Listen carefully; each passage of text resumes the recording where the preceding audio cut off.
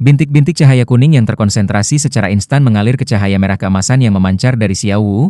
Yang mengejutkan kedua belah pihak adalah begitu lampu kuning memasuki cahaya yang melindungi Xiao Wu, mereka menghilang seperti ngengat yang terbang ke dalam api. Tidak hanya tidak memiliki efek sedikit pun, bahkan memperkuat cahaya di sekitar Xiao Wu, meningkatkan ketebalannya dari 3 cun asli menjadi sedikit lebih dari 1 Qi, langsung memusnahkan lampu yang menyerangnya. Pada saat yang sama, aura yang sangat tidak biasa tiba-tiba dilepaskan dari tubuh Xiao Wu, tiba-tiba memperluas cahaya merah keemasan. Meskipun cahaya semakin redup semakin jauh jaraknya, itu masih dengan mudah menutupi lawan. Wasit juga terbungkus dalam cahaya dan dia tidak merasakan sesuatu yang aneh.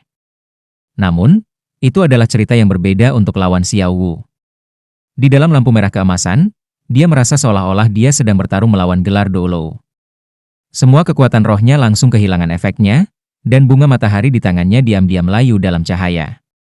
Xiao Wu juga terkejut ketika situasinya menjadi di mana dia tidak perlu lagi melakukan apapun.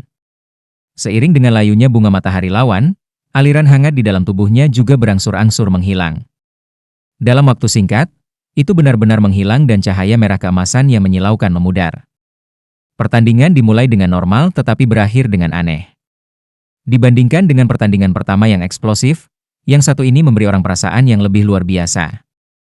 Xiao Wu yang hanya seorang penatua roh berhasil mengalahkan 2 leluhur roh. Hasil ini mengejutkan semua orang yang hadir. Sama seperti Xiao Wu yang linglung, suara lembut Tang San terdengar di telinganya. Tidak peduli siapa yang bertanya, jawab saja bahwa kamu tidak tahu mengapa cahaya merah keemasan muncul. Tetap diam dan pertahankan rasa misteri. Serahkan sisanya padaku. Pada saat yang sama, ada juga diskusi yang terjadi di kursi VIP.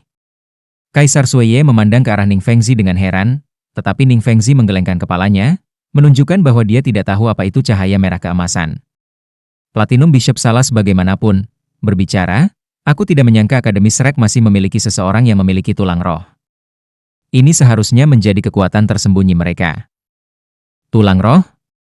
Kaisar Suiye dan Ning Fengzi keduanya mengungkapkan ekspresi setuju. Dari sudut pandang mereka, itu adalah penjelasan terbaik. Xiao Wu tidak mengeluarkan alat roh apapun, dan cahaya merah keemasan itu jelas bukan kemampuan yang seharusnya dimiliki alat roh. Akan sangat masuk akal untuk berpikir bahwa itu adalah kemampuan tulang roh. Kaisar Suiye menarik napas dalam-dalam. Namun, kemampuan tulang roh itu tampaknya terlalu kuat. Itu membuat semangat lawan layu seketika. Jika melihat murni pada kekuatan roh, siswa dari Akademi Bala ini tampaknya terluka lebih parah daripada yang sebelumnya. Ning Fengzi tersenyum tipis. Yang mulia mungkin tidak menyadarinya, tetapi jika saya menebak dengan benar, kemampuan Xiao Wu ini memiliki target tertentu. Itu tidak bekerja pada setiap roh. Mungkin, hanya roh jenis tumbuhan yang akan dilawan olehnya. Mungkin jangkauannya mungkin lebih sempit. Sebagai Master Sekolah 7 Ubin berlapis dan Master Roh tipe pendukung nomor 1 di dunia, pengetahuan Ning Fengzi jelas melimpah. Jika cahaya merah keemasan yang dilepaskan Xiao Wu bekerja pada roh apapun, bukankah itu tidak ada bandingannya di bawah surga?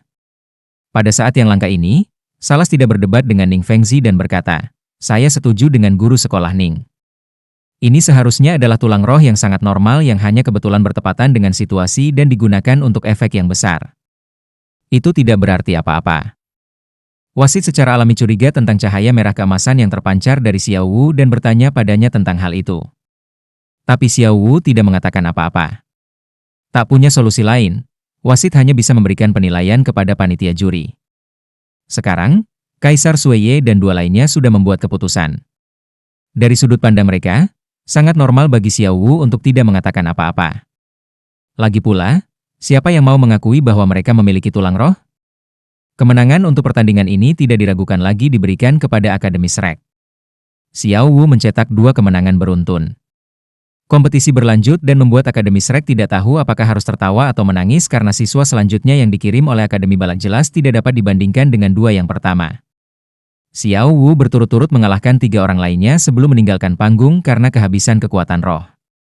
Beberapa siswa Akademi Balak yang kemudian berkompetisi tidak termasuk leluhur roh di atas peringkat ke-40. Performa sempurna Xiao Wu tidak diragukan lagi membayangi setiap orang yang tampil di 2 pertandingan sebelumnya.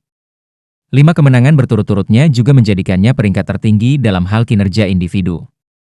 Xiao Wu meninggalkan panggung dan digantikan oleh Tang San. Saat Akademi Bala akan merasa lega karena Xiao Wu meninggalkan panggung, mereka sekali lagi membeku saat Tang San melepaskan semangatnya. Kuning, kuning, ungu dan hitam. 4 cincin roh muncul secara bersamaan. Meskipun tidak mencolok, pancaran cincin roh hitam yang dalam membuat dua anggota terakhir Akademi Balak benar-benar kehilangan semangat juang mereka. Tang San bahkan tidak perlu mengambil tindakan apapun dan Akademi Balak secara otomatis mengakui kekalahan. Bagaimanapun, kompetisi baru saja dimulai dan konflik sebelumnya meningkatkan ketegangan antara kedua akademi. Guru dari Akademi Balak tidak ingin kekurangan anggota dalam pertandingan besok.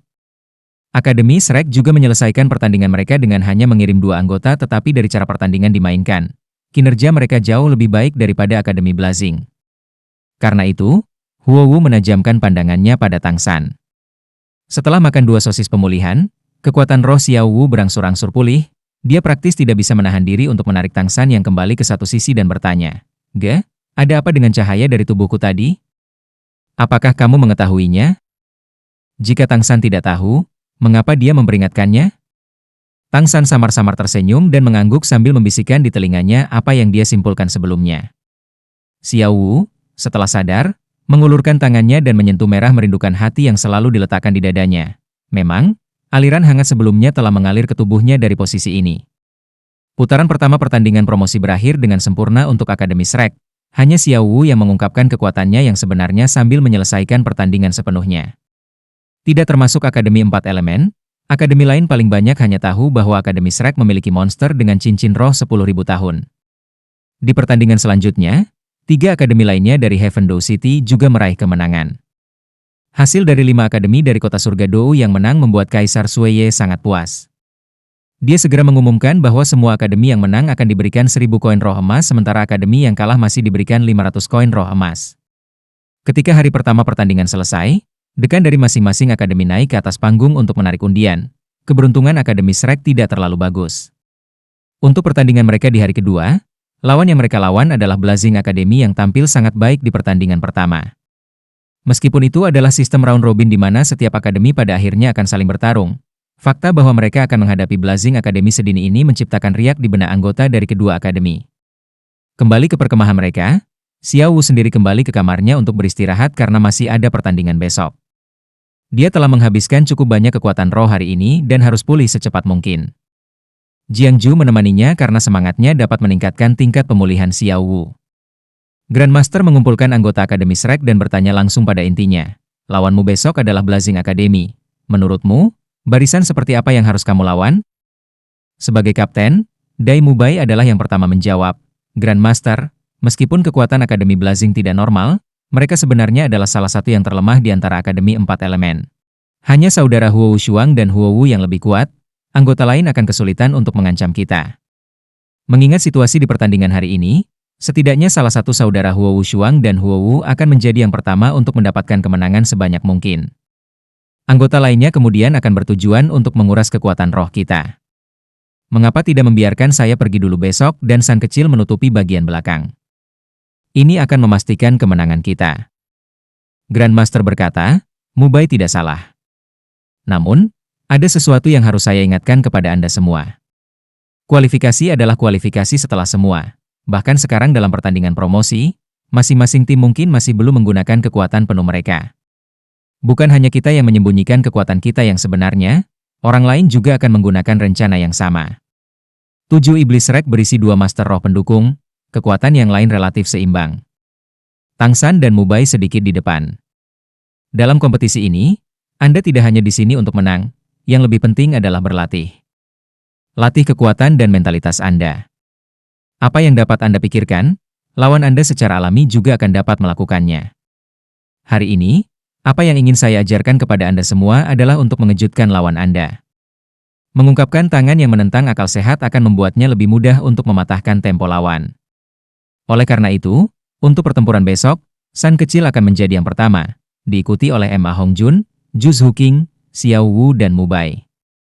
Mirip dengan pertandingan hari ini melawan Akademi Bala ketika Grandmaster mengumumkan 3 nama, dia hanya mengumumkan 5 nama. Terbukti, ini adalah line up yang ia yakini cukup untuk meraih kemenangan. Di antara 5, hanya Ma Hongjun yang belum pernah muncul di panggung sebelumnya. Grandmaster memiliki tujuannya untuk mengirimnya keluar sekarang kali ini. Ma Hongjun belum pernah dikirim sebelumnya karena misi yang diberikan oleh Grandmaster adalah untuk berlatih. Membiarkannya mengambil bagian dalam pertempuran nyata sekarang adalah untuk membiarkan dia bertarung melawan lawan dari akademi lain dan menemukan tempo kompetisi sekarang daripada selama final. Adapun Oscar dan Ning Rongrong, keduanya adalah master roh tipe pendukung. Mereka akan baik-baik saja selama mereka cocok dengan rekan satu tim mereka. Mereka akan tetap tersembunyi.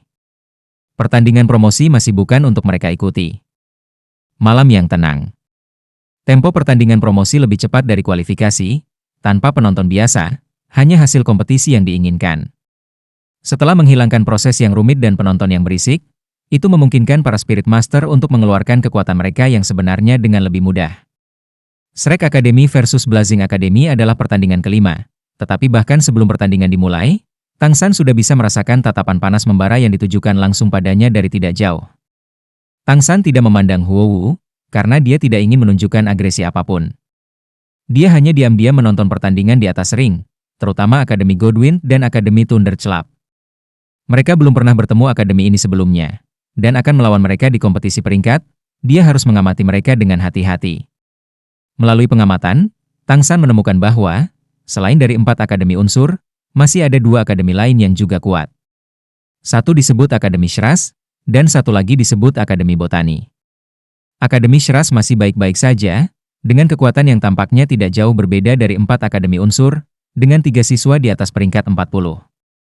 Tetapi Tang San tidak dapat memahami Akademi Botani itu. Semua anggota akademi yang bersaing ini memiliki roh tumbuhan, dan terlebih lagi mereka semua adalah tumbuhan yang agak aneh. Dari awal kompetisi hingga sekarang, hanya 3 anggota mereka yang muncul di atas ring. Tentu saja, ini juga karena mereka belum menemukan lawan yang kuat. Meskipun para siswa yang muncul semuanya berperingkat 30 sesuatu, Tang San masih melihat bahwa anggota Akademi Botani ini semuanya secara tak terduga mengendalikan sistem Spirit Masters. Dalam keadaan seperti itu, mereka tidak akan dirugikan bahkan melawan lawan peringkat ke-40. Mengandalkan 30 sesuatu peringkat Spirit Elders, Akademi ini telah memperoleh rekor 2 kemenangan berturut-turut. Tampilan Akademi Botani adalah kunci yang sangat rendah dan mereka tidak menggunakan kemampuan roh yang mempesona. Tetapi semakin mereka melakukannya, Tang San merasa semakin kompleks. Akhirnya sudah waktunya bagi Akademi Shrek dan Akademi Blazing untuk naik. Ketika Tang San adalah yang pertama masuk ke ring dari Akademi Shrek, para siswa di sisi Akademi Berkobar semua segera mengungkapkan ekspresi terkejut. Yang pertama naik dari Akademi Berkobar adalah Huo Wushuang, dan seperti yang diperkirakan Dai Mubai, yang terakhir naik adalah Huo Wu. Melihat Tang San adalah yang pertama masuk ke arena kompetisi, Huo Wu bangkit dari tempat duduknya. Dadanya yang besar terus-menerus naik turun, cahaya berkedip di matanya. Jika aturan kompetisi tidak melarang mengubah pesanan setelah dikirimkan, dia pasti akan menjadi yang pertama naik. Mengapa? Kenapa kamu yang pertama? Huo Wu berteriak dalam hatinya. Pada bulan sejak akhir kualifikasi, dia telah berkultivasi seolah-olah menyiksa dirinya sendiri. Dan dia juga telah membuat beberapa terobosan, tidak hanya kekuatan rohnya naik 1 peringkat, tetapi aplikasi kemampuan rohnya dan kemampuan serba juga telah meningkat. Dan semua ini adalah untuk membalas dendam pada Tang San. Tapi sekarang Tang San adalah anggota Akademi Shrek pertama yang keluar. Bahkan jika dia lebih kuat, Huo Wu masih tidak percaya dia bisa bertahan sampai bertarung dengannya. Mungkinkah kesempatannya untuk membalas dendam akan hilang? Dia tidak mau. Tetapi dengan aturan kompetisi yang berlaku, dia tidak berdaya. Dia tidak bisa membiarkan kakak laki-lakinya dan yang lainnya menyerah pada pertandingan. Bagaimanapun, dia juga harus mempertimbangkan seluruh tim. Huo Wushuang berdiri menghadap Tang San, ekspresi wajahnya sangat berat. Awalnya dia berpikir bahwa setelah 5 kemenangan berturut-turut kemarin, Xiao Wu masih akan menjadi yang pertama naik, dan dia telah mempersiapkannya. Tapi yang muncul di depannya adalah orang yang memberinya kesan terdalam, Tang San. Ini sudah membentuk celah kecil dalam tekad Huo Wushuang. Dia tahu bahwa dengan kemampuan pengendalian roh dan kekebalan api Tang San, akan sangat sulit baginya untuk mendapatkan hasil yang diinginkan. Kekebalan api benar-benar merupakan batasan yang terlalu besar pada kekuatannya. Ekspresi Tang San masih tenang, itu benar tidak peduli lawan apa yang dia hadapi. Bersamaan dengan wasit yang mengumumkan dimulainya pertandingan, dia memberi isyarat mengundang kepada Huo Wushuang.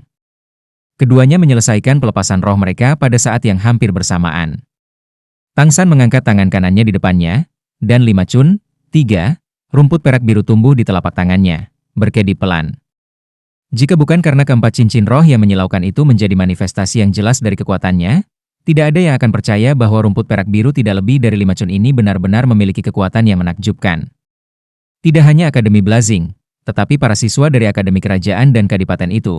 Selama mereka tidak akan berpartisipasi dalam pertandingan, hampir semua pandangan mereka tertuju pada pertarungan antara Huo Wushuang dan Tang San ini.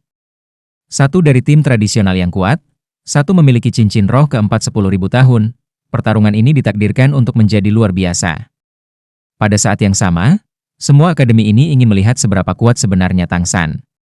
Sisik-sisik muncul di kulitnya, nyala api yang berkobar-kobar menyembur seketika, lalu padam dalam sekejap mata. Huo Wushuang ditutupi lapisan merah tua, tanduk pendek menonjol dari dahinya, panjangnya sekitar 3 cun, 4. Itulah semangatnya, naga tiran api bertanduk tunggal. Menyaksikan proses Huo Wushuang melepaskan semangatnya, ekspresi Tang San mau tidak mau berubah menjadi serius. Pelepasan api itu normal, tetapi pengekangannya nanti jelas berbeda dari pertempuran tim terakhir kali. Dengan penampilan Huo Wushuang yang tenang dan tenang, dia jelas telah memikirkan cara untuk menghadapinya. Berbeda dari konfrontasi biasa antara sistem serangan kekuatan Spirit Masters dan sistem kontrol Spirit Masters. Kali ini Tang San yang menyerang lebih dulu. Kaki Tang San bergeser, dan dia tampak melayang keluar. Gerakannya tidak tampak cepat sama sekali, tetapi dengan kecepatan ilusi itu, dia mendekati Huo Wushuang hanya dalam beberapa kedipan mata. Sistem kontrol Spirit Master yang fokus pada penyerangan? Tidak ada yang bisa membayangkannya. Cincin roh pertama Huo Wushuang sudah menjadi cerah dalam sekejap. Lapisan sisik merah tua yang menutupi tubuhnya langsung berubah berkilau dan tembus cahaya, menutupinya seperti lapisan baju besi. Tapi tubuhnya tidak bergerak, hanya matanya yang kaku menyaksikan pendekatan cepat Tang San. Apa yang tidak diharapkan Huo Wushuang adalah bahwa ikatan rumput perak biru yang dia persiapkan tidak mengenainya. Tetapi Tang San masih bergegas mendekat, tanpa menggunakan kemampuan roh apapun. Huo Wushuang tidak bisa menahan diri. Kedua tangannya bertemu dengan keras di depan dadanya. Cahaya merah tua mengalir keluar di antara telapak tangannya, langsung mengembun menjadi bola seukuran telapak tangan. Masih belum ada tanda-tanda nyala api, begitu banyak sehingga bahkan tidak ada jejak panas. Tetapi saat tatapannya terkunci pada Tang San, bola cahaya merah tua melesat keluar, terbang lurus ke arah Tang San. Tepat ketika kedua belah pihak hendak berbenturan, kaki Tang San tiba-tiba meluncur, menghindari serangan bola cahaya merah di tepi bahaya. Sekarang, dia sudah kurang dari 5 meter dari Huo Wushuang. Jelas, serangan Huo Wushuang tidak akan semudah itu untuk dihindari. Meskipun dia telah menghindari serangan pertama, bola cahaya itu segera berubah arah, langsung mengejar Tang San. Senyum tipis di sudut mulutnya, rumput perak biru di telapak tangan kanan Tang San tiba-tiba melonjak keluar. Hanya satu helai, setebal lengan bayi, tumbuh hingga 3 meter dalam sekejap mata. Itu tidak mengikat, tetapi langsung dicambuk di Huo Wushuang. Pada saat yang sama, sekelompok rumput perak biru muncul di belakang punggung Tang San, menjalin bersama menjadi jaring besar di udara, dengan kaku menghalangi bola cahaya. Saat berikutnya, ekspresi heran muncul di wajah kedua belah pihak. Bola cahaya merah tua menghilang dengan suara ledakan yang dahsyat, dan jaring yang menutupinya juga kemudian tercabik-cabik. Tapi rumput perak biru yang diayunkan Tang San juga mendekati Huo Wushuang. Huo Wushuang akhirnya pindah. Dia tidak memperhatikan rumput perak biru yang menyerang tubuhnya, melainkan pergi menemui Tang San. Blue Silver Grass secara akurat mencambuk bahu Huo Wushuang, tetapi dengan ledakan eksplosif, helai Blue Silver Grass itu secara tak terduga langsung hancur. Pada saat yang sama, Huo Wushuang dan Tang San sudah berada dalam jangkauan satu sama lain. Dengan pengalaman tempur Tang San yang berlimpah, dia menyadari di mana masalahnya terletak dalam sepersekian detik. Memang, rumput perak biru miliknya benar-benar kebal terhadap es dan api, tetapi tidak kebal terhadap serangan energi. Metode Blazing Academy untuk menghadapinya sangat sederhana. Menahan serangan atribut api mereka, dan menggantinya dengan metode serangan jenis lain. Huo Wushuang tidak hanya memiliki panas terik, tetapi juga ledakan. Huo Wushuang mengompres kekuatan roh atribut apinya sejauh mungkin. Setelah itu melepaskannya saat kedua belah pihak bersentuhan, menciptakan kekuatan ledakan. Seperti ini, meskipun atribut api tidak memiliki efek apapun, kekuatan ledakan itu masih mengerikan. Blazing Academy benar-benar pantas mendapatkan reputasi mereka sebagai salah satu dari 5 akademi elemental yang hebat. Apakah itu guru atau siswa berprestasi, menemukan cara untuk menghadapinya dalam waktu sesingkat itu benar-benar tidak biasa. Tapi, bisakah ini mengalahkanku? Senyum di sudut mulut Tang San masih belum hilang. Kamu sudah meningkat, lalu aku juga tidak bisa. Dihadapkan dengan serangan Huo Wushuang, Tang San tahu bahwa selama dia bersentuhan dengan tubuh lawan, ledakan berturut-turut dari baju besi skala merah tua itu akan melukainya dengan serius. Kekuatan roh yang dipadatkan ke tingkat ini bukanlah sesuatu yang dapat ditahan oleh rumput perak birunya saat ini.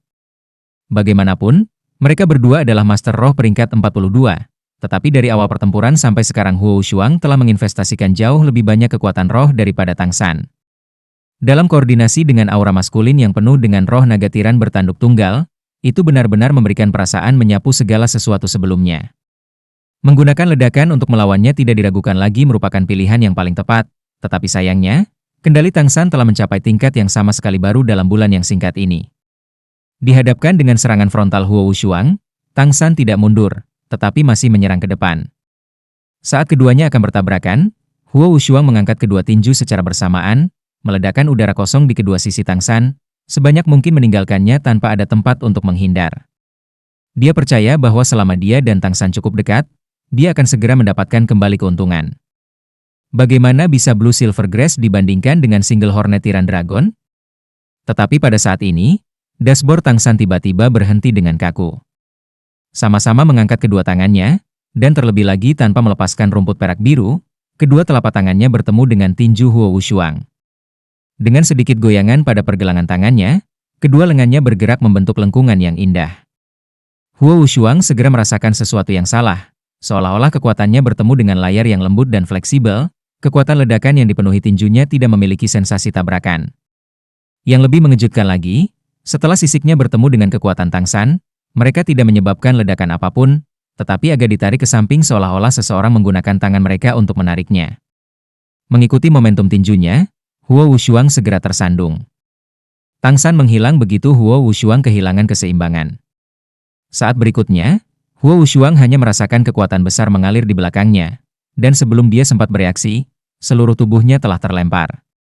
Tubuhnya mengeluarkan serangkaian suara ledakan di udara, hasil dari ledakan elemen api yang terkandung dalam armor skalanya. Sayangnya, reaksinya terlalu lambat. Meskipun kekuatan ledakannya kuat, di udara pada dasarnya tidak dapat mempengaruhi Tang San. Ini adalah efek yang lahir dari menggabungkan Ghost Shadow Perplexing Step dengan Controlling Crane Caching Dragon. Sejak saat itu, Tang San telah memikirkan banyak hal. Dia tiba-tiba menemukan bahwa sejak mendapatkan kemampuan roh, dia sepertinya telah melupakan banyak kemampuan yang sangat kuat. Memang, kemampuan roh sangat berguna, dan terlebih lagi lugas dan sederhana. Tetapi pada kenyataannya, bagaimana pengetahuan rahasia sekte Tangnya bisa kalah jika dibandingkan? Saat dunia ini memahami banyak hal, pengetahuan sekte Tang yang dia kembangkan dari catatan harta karun surga misterius juga masing-masing merupakan jenis kemampuan. Mata setan ungu adalah salah satunya. Langkah membingungkan bayangan hantu, mengontrol derek menangkap naga, tangan giok misterius, bukan? Bahkan jika senjata tersembunyi yang paling dikenal oleh sekte Tang tidak dapat digunakan, tidak bisakah dia tetap menggunakan ini? Jika seluruh proses sebelumnya dapat diperlambat, seluruh tindakan Tang San dapat dilihat dengan jelas. Menggunakan Controlling Crane Caching Dragon untuk mengalihkan serangan lawan, Ghost Shadow Perplexing Step untuk menghindar di belakang Huo Wushuang. Tangan giok misterius mendorong dengan Controlling Crane Caching Dragon. Meskipun dia telah terkena kekuatan ledakan, dengan daya tahan tangan giok misterius, ini pada dasarnya tidak akan menyebabkan cedera apapun, dan tubuh Huo Wushuang telah dengan cepat didorong menjauh. 7 helai rumput perak biru, berkilauan dengan cahaya ungu muda di bawah sinar matahari, jatuh dari langit seperti 7 pelangi panjang. Saat ini punggung Huo Wushuang benar-benar terkena Tang San. Dia hanya merasakan tekanan di langit, tetapi tidak bisa melihat serangan apa itu. Dan saat rumput perak biru Tang San memilih untuk menyerang adalah ketika energi dalam sisiknya baru saja meledak, dan kekuatan rohnya masih mengembun. Momen canggung ketika dia tidak dapat menggunakan kemampuan roh berikutnya. Kontrol? Ini masih kontrol, hanya saja yang dikontrol adalah detail dan presisi. Detail memutuskan hasilnya. Dan pada saat ini, Tang San menggunakan instan ini untuk memaksimalkan keuntungannya. Blue Silver Grass menyerang punggung terbuka Huo Wushuang tanpa ketegangan sedikit pun. 7 helai Blue Silver Grass semuanya mencambuk tempat yang sama. Yang pertama sudah menjatuhkan Huo Wushuang dari udara ke tanah. Dari detik dan seterusnya, mereka menyebabkan rasa sakit yang tak tertahankan untuk langsung menyebar ke seluruh tubuh Huo Wushuang. Membawa sensasi melumpuhkan dan berkedut, Yang bisa dia lakukan hanyalah berguling dan melompat dengan cepat. Tapi punggungnya sudah rusak parah. Jangan lupa bahwa Blue Silver Grass sangat beracun, dengan racun dari Manfacet Demon Spider serta duri dari Ghost Vine. Setelah kehilangan sisi pelindungnya, saat ini Huo Wushuang tidak hanya terinfeksi oleh racun, tetapi rasa sakit yang hebat juga mempengaruhi agregasi kekuatan roh dan fokus mentalnya. Ekspresi Tang San masih tenang, tetapi dia tidak akan memberi lawannya kesempatan untuk memulihkan kekuatannya. Tepat ketika Huo Wushuang terangkat dan bersiap untuk menghadapi Tang San, sesuatu menegang di kakinya. Tanpa peringatan apapun, sehelai rumput perak biru yang paling umum memutar pergelangan kakinya, membuatnya tersandung sekali lagi. Untuk bertahan dan melakukan serangan balik, Huo Wushuang baru saja memadatkan hampir semua kekuatan rohnya di tubuh bagian atasnya. Sekali lagi di tanah, dia membutuhkan waktu untuk menggunakan kekuatan ledakan untuk membebaskan kakinya yang terikat. Tapi, tubuhnya sudah terguling oleh dorongan dari Blue Silver Grass itu. Kali ini, Huo Wushuang terlempar ke kejauhan, dan Tang San di tanah mengikuti seperti ilusi. 12 helai rumput perak biru melesat dengan ayunan tangan kanannya, masih menyerang tempat yang sama. Suara ledakan terdengar hampir tanpa gangguan. Ledakan demi ledakan meledak di udara. Kali ini, Huo Wushuang sudah memiliki pertahanan, tetapi dalam ledakan demi ledakan, 12 helai rumput perak biru berturut-turut menghancurkannya. Rasa sakit dari bulu mata yang menusuk tulang serta kejutan dari ledakan elemen apinya sendiri, membuat Huo Wushuang kesakitan seperti dia berharap dia mati, langsung menolak seteguk refluks darah yang menyembur ke udara. Akhirnya memblokir untaian terakhir Blue Silver Grass, Huo Wushuang mempertaruhkan seluruh kekuatannya untuk mengendalikan kakinya untuk mendarat, mencegah dipermalukan sekali lagi. Pada saat yang sama dia juga dengan tidak sabar melancarkan serangkaian serangan di udara, karena takut dia akan sekali lagi terikat oleh ular hantu seperti rumput perak biru. Kamu kalah. Serangan Tang San tidak muncul kembali, yang sampai padanya hanyalah suara tenang itu. Huo Wushuang sekarang sadar kembali, menatap, dia tidak bisa menjaga wajahnya agar tidak pucat pasi. Dia sekarang menemukan bahwa dia sudah berada di luar ring, jatuh hanya 1 meter di luar batas. Sekarang dia mengerti alasan mengapa Tang San menyerang dengan 12 helai rumput perak biru setelah dia dilempar. Itu bukan untuk menyerangnya, melainkan untuk mengeksploitasi serangan Blue Silver Grass serta dorongan ledakannya sendiri untuk meningkatkan jarak yang dia terbangkan. Di luar batas, apapun situasinya, berarti kekalahan. Huo Wushuang memandang Tang San dengan linglung. Dia tidak bisa menerimanya, dan sebaliknya dia menemukan bahwa perasaan kalah di hatinya begitu kuat. Menghadapi Tang San, dia tidak menghadapi kendali, melainkan pelanggarannya yang kaku. Sebuah sistem kontrol presisi Spirit Master, dikombinasikan dengan kecepatan dan kekuatan sistem serangan kelincahan dan sistem serangan kekuatan. Dari saat pertama kontak hingga akhir, dia bahkan tidak mampu mengulur energi yang cukup untuk meluncurkan kemampuan rohnya yang lebih kuat. Tapi apa yang digunakan Tang San paling-paling hanya kemampuan roh pertamanya. Sampai-sampai itu bahkan bukan seluruh kemampuan roh pertama. Berapa banyak kekuatan roh yang bisa dia konsumsi hanya dengan melambaikan beberapa helai rumput perak biru? Senjata tersembunyi tidak hanya mencakup jenis lempar, tetapi juga jenis mekanis dan jenis tali langka. Tang San baru saja sepenuhnya menggunakan metode jenis tali di rumput perak biru miliknya sendiri. Dia telah menggunakannya sedini palu meteor manusia sebelumnya, tetapi dia hanya benar-benar menyadari pentingnya menggabungkan pengetahuan sekte Tang dengan kemampuan rohnya di hari-harinya dalam kultivasi yang menyakitkan dan saat benar-benar menggabungkan keduanya. Seorang ranker 40 detik versus ranker 40 detik, dan konsumsi kekuatan roh pemenang praktis dapat diabaikan. Ini adalah hasil yang diperoleh Tang San setelah budidaya pahit. Dia telah membuktikan kekuatannya dalam pertarungan nyata, membuat Huo Wushuang yang awalnya mengira dia bisa bertarung, kalah bahkan sebelum dia bisa menggunakan kekuatan penuhnya. Sedemikian rupa sehingga dia bahkan tidak bisa menggunakan sebagian dari kekuatan roh Tang San. Kamu tidak memiliki kepercayaan diri ketika kamu menghadapiku. Jika seorang guru roh tidak memiliki kepercayaan diri, bagaimana dia bisa menang? Kata-kata Tang San mencapai telinga Huo Wushuang. Ketika dia melihat mata Tang San yang tenang, Huo Wushuang tiba-tiba menemukan bahwa pemuda yang jelas lebih muda darinya ini tampaknya telah menjadi gurunya. Sekarang Huo Wu telah berlari, meraih lengan Huo Wushuang, bertanya dengan wajah yang sangat prihatin. "Ge, kamu baik-baik saja?" Huo Wushuang menggelengkan kepalanya, "Aku baik-baik saja." "Saya kalah," hilang hati dan kata. Huo Wu dengan tajam mengangkat kepalanya, kedua matanya tampak seperti menembakkan api, sangat membakar Tang San. Tatapan Tang San masih tidak terganggu. Dia memandang Huo Wu tanpa suasana hati tertentu. Pertarungan pertama berakhir seperti ini. Meskipun adegannya tidak semrawut seperti kualifikasi, dan tidak ada tepuk tangan atau sorakan, apa yang diungkapkan Tang San menangkap semua orang yang hadir. Bahkan guru sekolah 7 ubin berlapis harta karun Ning Fengzi menemukan bahwa anak ini menjadi semakin tak tertembus. Pada usia yang begitu muda, dia sudah memiliki beberapa sikap keluarga yang hebat. Melirik uskup Platinum Salas di sebelahnya dari sudut jika matanya, Ning Fengzi agak heran menemukan bahwa wajah Salas masih tenang, tanpa fluktuasi suasana hatinya karena tampilan Tang San. Seolah-olah dia hanya melihat kompetisi yang paling umum. Pertandingan berikutnya tampak lebih mudah bagi Tang San. Dia terus-menerus tenang dan tidak tergesa-gesa berturut-turut melawan 5 anggota tim Akademi Berkobar. Di antara mereka, saudara kembar Huo Wun dan Huo Yu telah menembus dari peringkat 39 ke peringkat 40. Tapi tidak ada yang bisa membuat Tang San melepaskan kemampuan roh ketiganya. Akademi Berkobar sudah memiliki 4 Master Roh di atas peringkat ke-40, tetapi 6 dari mereka masih tidak bisa menghentikan kemajuan Tang San. Kekuatan rohnya masih berlimpah, dan bahkan tidak ada jejak kelelahan di wajahnya. Dalam keadaan seperti itulah anggota tim terakhir Akademi Blazing, wakil Kapten Huo Wu, berjalan dengan serius ke dalam ring. 1 mengalahkan 6. Sejak awal kompetisi peringkat, ini adalah skor paling menonjol yang muncul.